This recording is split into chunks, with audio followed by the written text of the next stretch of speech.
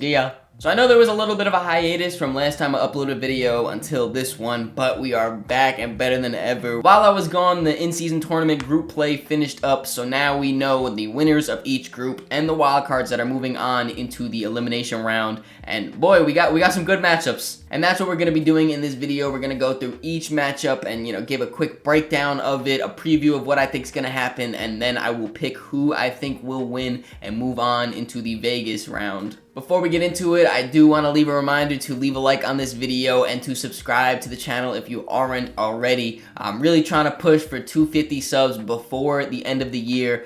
This is the last day of it right now. It's December. We got this last month right here to get those last few subscribers to hit 250. So if you're not subscribed already, make sure you hit that button. And then quick disclaimer here too, I'm recording this on December 1st before the games tonight. So the Knicks, the Celtics, the Pelicans, and the Suns, they all have a game tonight. So if the stats are a little bit off from what you see in this video, that's why, but it shouldn't really make too much of a difference. And without further ado, let's get to our first matchup. We have the Indiana Pacers at the 2 seed versus the number 3 seed Boston Celtics. The Indiana Pacers are currently 9-8 with the best offensive rating in the entire league at 122.5, but their defense is definitely their weakness right here at only 120.5, which ranks 28th. And then when you look at the Boston Celtics, they are tied for the best record in the entire NBA at 14-4 currently. They have a top 10 offense with an offensive rating of 117.7, which puts them at 9th, and then their strong suit is really their defense, which is top 3 in the league at 108. The Indiana Pacers are one of the biggest surprises to the early NBA season so far, and a big part of that is stemmed from their super fast-paced, high-powered offense led by Tyrese Halliburton, who is going to be a lock for an All-Star this year, probably a lock for an All-NBA team as long as the Pacers keep up this winning. Tyrese just runs this offense to absolute perfection. He knows when he needs to go off and score, and that could be off the dribble, step back 3, or it could be driving to the basket, getting to the rim, and then of course his bread and butter is his playmaking, where he can just get every single person involved. He knows who's going to be open at what spot, at what time, gets them the ball in the perfect spot, and it's an easy bucket a lot of the time.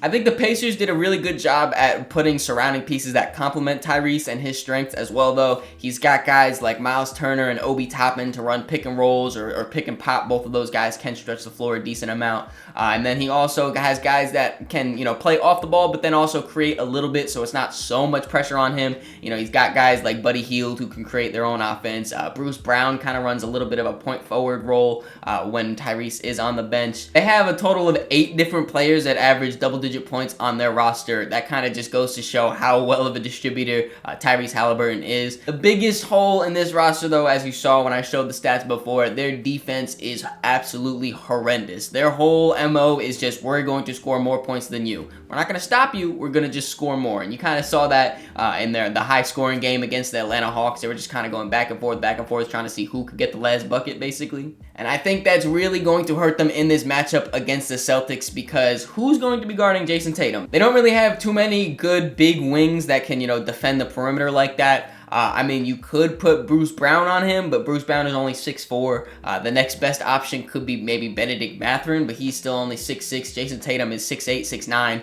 He's going to be able to use his size to his advantage and shoot over them or just bully to the basket, layover.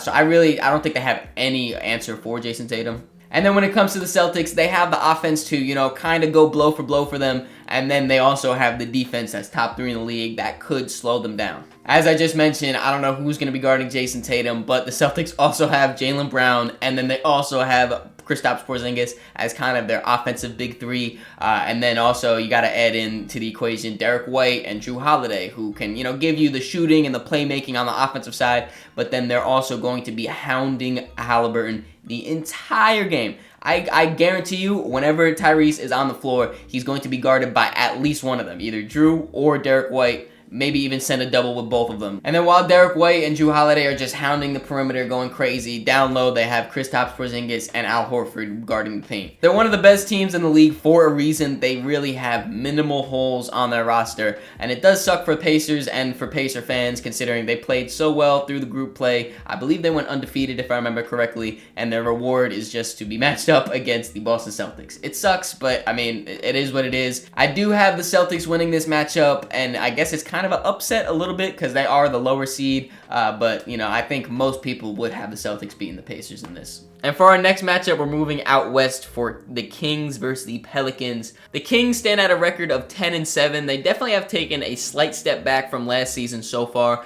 but some of these numbers could be a little off considering they did miss De'Aaron Fox for a few games. And for the Pelicans, they stand at a record of 10-9. You could say a lot of the same things for the Pelicans as well, as considering they've dealt with a bunch of injuries, but that's kind of been their MO for a while now. When you look at the Kings, majority of their offense comes from De'Aaron Fox and Domantas Sabonis. You can kind of throw Malik Monk in there as well, considering he's kind of like their spark plug six man, but majority of these two, if you want to group Malik in there, yeah. And I think the Pelicans match up really, really well against this Kings team. When you look at De'Aaron Fox and Malik Monk as their main perimeter scoring guys, matched up against them for the Pelicans is going to be Dyson Daniels and Herb Jones. I think Dyson Daniels is having a super underrated season so far, defensively at least. He has just been all over the place for the Pelicans. I'm pretty sure both Dyson and Herb are 6'8" or 6'7", around that range. So their length is going to really disrupt De'Aaron Fox and Malik Monk around that perimeter. And then when it comes to Sabonis, Valanciunas down low, he's a pretty good matchup for him too, being that big, solid, stocky body at that center position. Also a great rebounder. He's going to make Sabonis really work for those rebounds. And I think the Pelicans can kind of take a page out of the Warriors book from last playoffs and really make Domantas Sabonis work hard on the defensive side. I mentioned the matchup between him and Valanciunas.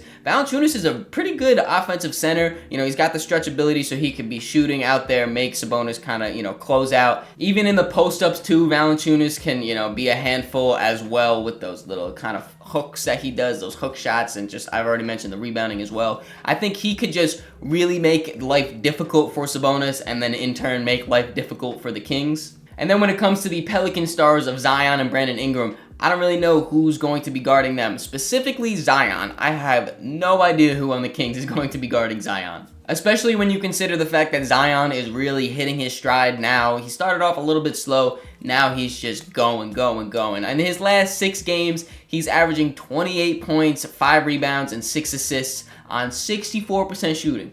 That's just insane numbers. And when you look at their options of who they could put on him, who is it going to be? Keegan Murray, he's not going to stop Zion. Harrison Barnes, he's way too small. I mean, Trey Lyles, maybe he's coming back from injury, but they really have no real matchup for Zion. And I know Brandon Ingram's having a down year shooting the 3 ball, but his mid-range is still elite, top tier in the NBA. His finishing even took another step, so that's going to put even more rim pressure on for the Kings, and they don't really have too many rim protectors. And then just the cherry on top for the Pelicans is they will probably be having Trey Murphy back for that game. Also, CJ McCollum is most likely going to be back for that game. I think it's just going to be too much to handle for the Kings on defense, and I think the Pelicans pull this one out.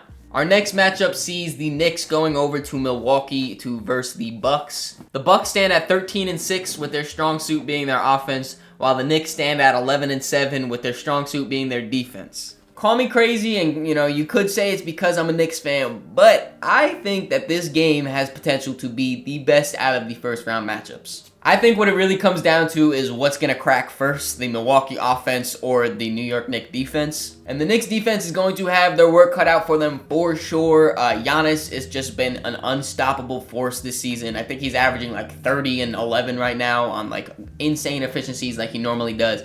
He is just an unstoppable force. Once he gets to the rim, there's really no stopping him. You have to, stop him a few feet before he gets to the rim to even have a chance. And even then, he's probably still going to score on you. And then when it comes to Damian Lillard, he's slowly making his way back to, Dame time or actual, the Damian Lillard we're used to seeing, however you want to word it. His playmaking has been terrific for the Bucks. He's really, when his shot's not falling, he knows to get everyone else involved. And the scoring nights has kind of just been hit or miss for him. Sometimes he goes off, sometimes he doesn't. It just depends on which Damian Lillard is going to show up that night. Don't get me wrong, though. I mean, he's still Damian Lillard. He's still getting his shots off. An off night for Dame is not, a terrible thing. It's still going to put up some numbers. It's just not the level that we saw him, in Portland for all these years. Beyond their dynamic duo, though, they don't really have another, go-to scorer. It's, they have Brook Lopez, Chris Middleton, Malik Beasley, and Bobby Portis all averaging anywhere from 13 to 11 points per game. And then when you look beyond that, I think it's Pat Connaughton at 5 points per game. So, obviously they have their go-to guys of their dynamic duo, Giannis and Dame. Then beyond that, it's kind of hit or miss for who's going to show up that night. I definitely did not expect Chris Middleton to struggle this much. I know he's still going through his rehab and everything, but he looked really good in the the playoffs against the Miami Heat. And now it's not the same Chris Middleton we're used to at all. And this was a known thing going into this season, but the lack of depth for the Bucks is definitely, it's hurting them. And it's pretty much the exact opposite when it comes to the Knicks. They have some of the best depth in the entire NBA, and on any given night, any of their 9-man rotational pieces can really just go off. They're going to have to take over those minutes where Giannis or Dame are on the bench, and you have more of those lackluster bench pieces out there for the Bucks. That's when the Knicks are really going to have to kick it into overdrive. The Knicks bench unit just kind of runs to perfection. The ball movement is there. The hustle is there. They really just play great team basketball, play for each other, and they really, if the Knicks can take advantage of those moments, it's going to be good for them. And while the Bucks defense is statistically really struggling this season, they still have Brook Lopez and Giannis down low guarding the paint. Where they're really feeling the hurt is on the perimeter, losing Drew Holiday, losing Javon Carter, those guys. They have pretty much no one guarding the perimeter, so I expect Jalen Brunson to have a big game against this. He's been on a absolute heater so far, just shooting the ball incredibly. Manuel Quickley, I also would expect him to kind of dissect this perimeter defense of the Bucks as well and have a big night. The biggest thing is going to be if Julius Randle can limit his mistakes against Giannis. This is, again, a very tough defense down low for the Bucks. And, Julius Randle, he's a big guy. He likes to do a lot of his work down low. So if he can just limit the turnovers, limit the stupid mistakes out of the double teams, I think the Knicks could pull this one out. That is my final prediction, that the Knicks will win this game. I think it's going to be very, very close, though, regardless. Well, I'm riding for my boys, though. And the last of the first round matchups that we are previewing is the Los Angeles Lakers versus the Phoenix Suns. The Lakers have leaned on their defense to reach their record of 11-9, while the Phoenix Suns have leaned on their offense to reach their record of 11-7. If I'm being honest, I could see this game either being a huge blowout, by like 20 points or something crazy, or this game going down to the wire, the final few possessions really decided. I really don't know which way it could go. The Suns dealt with a bunch of different injuries early on in the season, but ever since Devin Booker came back, they are 7-1, and that includes a 7-game win streak. They did just lose their last game to the Toronto Raptors. That was just an absolute stinker by Devin Booker, by far his worst game in the entire season so far. But if I'm being honest, when Devin Booker and Kevin Durant play, it is damn near impossible to beat this Suns team just because both of them are playing at such an elite level. Like, you really can't even describe it. The stats will flash up on the screen, but I'm just going to read them off to you guys right now. Kevin Durant is averaging 31 points, 7 rebounds, 5 assists on 52% from the field, 49% from 3, 90% from the free throw line. Devin Booker, he is averaging 27 points per game, 5 rebounds, 8 assists on 48% from the field, 40% from the 3, and 92% from the free throw line. It's just elite bucket getters. Both guys super efficient. Doesn't matter. Hand in their face, off the dribble, catch and shoot, get to the rim, mid-range, three-pointer, fade away, whatever bucket it is, they can make that bucket at an elite level. And then when you add in the role players for them who have been playing good, guys like Eric Gordon, who's a 40% three-point shooter, absolute, he could just go on a heater at any given night. Torched my Knicks, really got me tight. But he hit like 5 or 6 threes in that game. He has that type of potential. Grayson Allen has been great for them all season as well. Not only scoring, but I've seen rebounding. He's had a few like double-digit rebound games or, like 8-9 rebounds here or there. He's been really good. Also on the defensive end, Grayson Allen, he's been one of their best perimeter defenders. And then when you look at the Lakers, they're just really inconsistent, especially when you look at, the consistency of like the top guys of the Suns. When you look at the Lakers, you could either have, the championship contending Lakers that show up, or you could have the lottery team Lakers that show up. I think a lot of that comes down to Anthony Davis, and Anthony Day to Davis is the running joke of his name, and that's the fact that on one day he can come up and look absolute dominant and score 30 points, block 5 shots, grab 12 rebounds, super efficient, all that. And then he has the next night where he'll drop 13 points and, he's like, 5 for 15 or something like that, all mid-ranges. He's settling. He's not really playing great defense.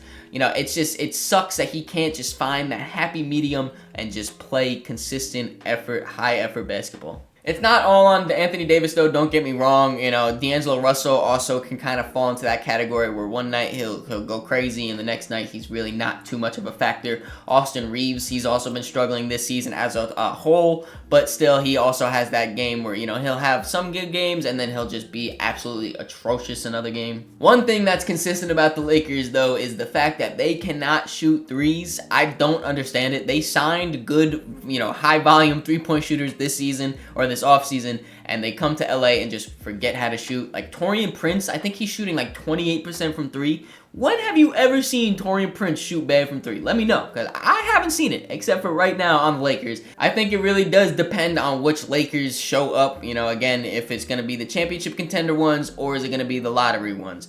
I don't really know. Either way, though, I'm going to stick to my guns and go with the more consistent team and the team that is hotter, and that is the Phoenix Suns. So, a quick recap of the first round predictions for me. I have the Boston Celtics beating the Indiana Pacers. I have the Pelicans beating the Kings, the Knicks beating the Bucks, and the Suns beating the Lakers. Let me know what you guys think of my predictions down low in the comments. Let me know your predictions. And then also, I want to know which game you're most excited to watch. Me personally, it's going to be that Knicks-Bucks game. But I also am pretty excited for that Kings-Pelicans as well. Hope you guys enjoyed this video. If you did, make sure you leave it a like. Subscribe so you don't miss the next one. In the description, there's links to all my social medias, so make sure you follow me on all those to keep up to date with me. Catch y'all.